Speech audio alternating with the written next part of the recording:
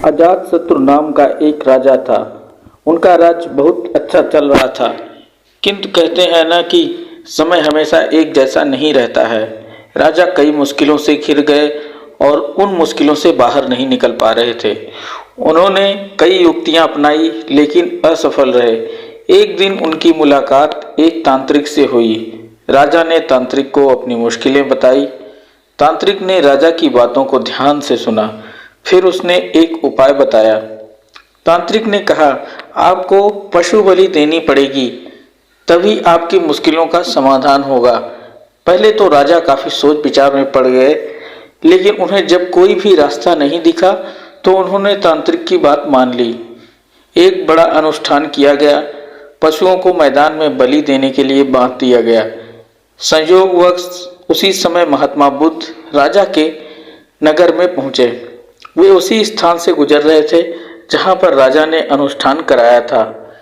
महात्मा बुद्ध ने जब देखा कि निर्दोष पशुओं की बलि दी जाने वाली है, तो वे राजा के पास गए और बोले, हे राजन, आप इन निर्दोष पशुओं को क्यों मारना चाह रहे हैं? राजा बोले, महात्मा जी, मैं इन पशुओं को मारने नहीं अपितु राज्य के कल्याण के लिए इनकी बलि देने जा रहा हूँ, जिससे सारे राज्य का कल्याण होगा।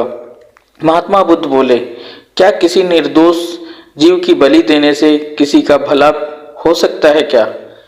थोड़ा सा रुककर महात्मा बुद्ध ने जमीन से एक तिनका उठाया और राजा को देते हुए बोले, इसे तोड़कर दिखाइए। राजा ने तिनके के 2 टुकड़े कर दिए। महात्मा बुद्ध बोले, इसे अब पुनः जोड़ दीजिए।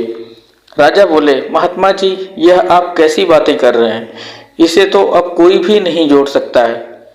तब महात्मा बुद्ध राजा को समझाते हुए बोले, राजन, जिस प्रकार इस तिनके के टूट जाने के बाद आप इसे नहीं जोड़ सकते हैं, ठीक उसी प्रकार जब आप इन निर्दोष पशुओं की बलि देंगे तो यह निर्दोष जीव आपके कारण मृत्यु को प्राप्त होंगे और इन्हें आप दोबारा जिंदा नहीं कर सकते हैं, बल्कि इनके मरने के बाद आपको जीव हत्या का दोष लगेगा और आपकी मुश्किलें कम होने की बजाय और अधिक बढ़ जाएंगी, क्योंकि किसी भी निर्दोष को मारकर कोई भी खुशी नहीं रह सकता है।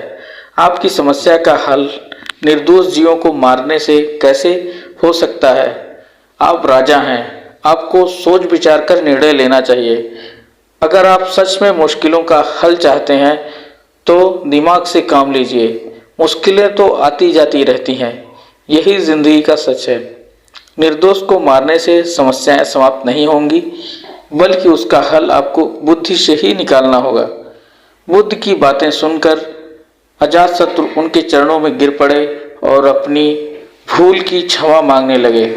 अजातशत्रु ने ऐलान कर दिया कि अब से उनके राज्य में किसी निर्दोष जीव की हत्या नहीं की जाएगी। दोस्तों, हमारे वीडियो को लाइक करें, शेयर करें और चैनल को सब्सक्राइब